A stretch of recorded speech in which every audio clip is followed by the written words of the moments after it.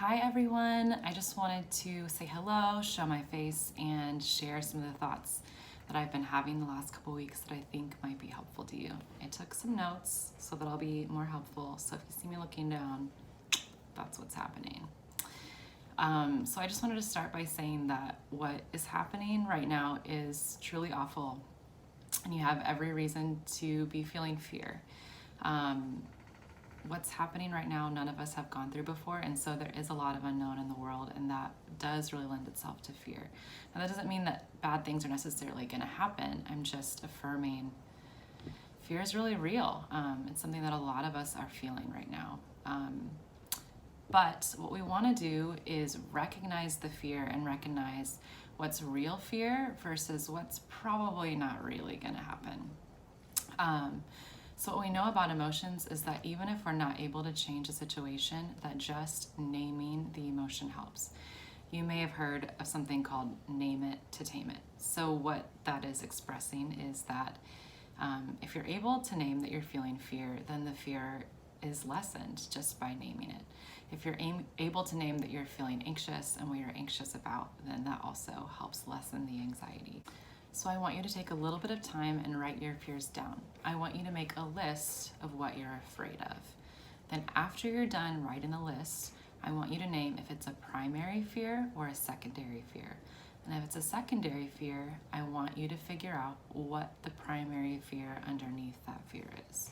So an example of a secondary fear is, what if I lose my job? And the primary fear underneath it is, what if I can't feed my family and meet their basic needs? So what we want to get out is what are really the central fears that we're concerned about and getting really clear on those. And then considering, are these things really going to happen for me? And a lot of times I think we'll find that these fears are actually not going to happen for us. But they may be very real fears for people in our community. And so then we can connect that feeling of fear that we feel to empathy and compassion for the reality of what really is happening for some of the people around us. And then what I want you to do is to think about what you can do in response to your fear.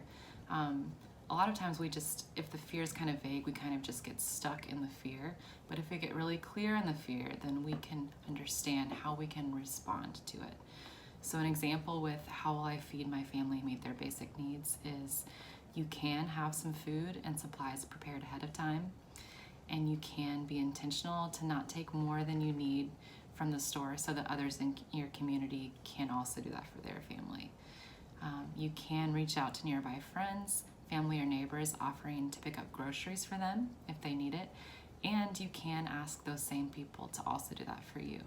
So I hope you can kind of see some examples of things that you can do and to be empowered to respond to your fear.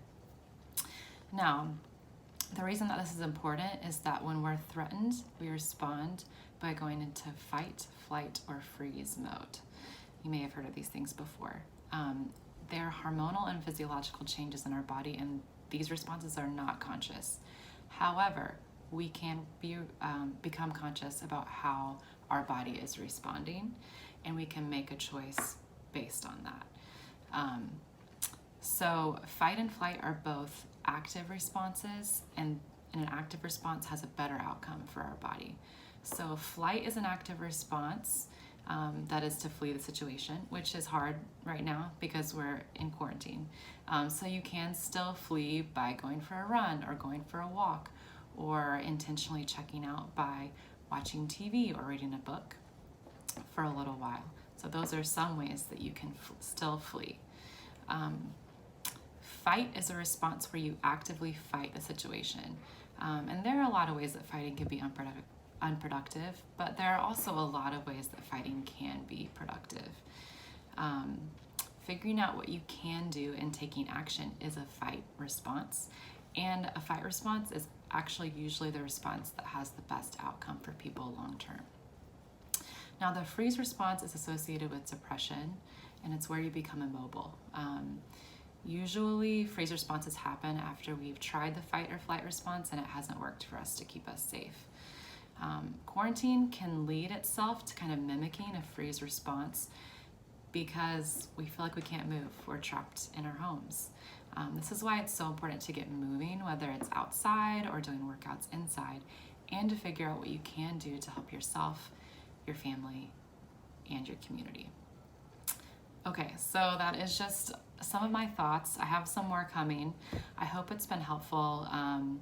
We are truly all in this together. We're all figuring it out. I am working through all this stuff right alongside you. So know that you're not alone and that you also do have agency. You can be empowered to care for yourself and to do good in your community right now. Okay, I will talk to you again soon.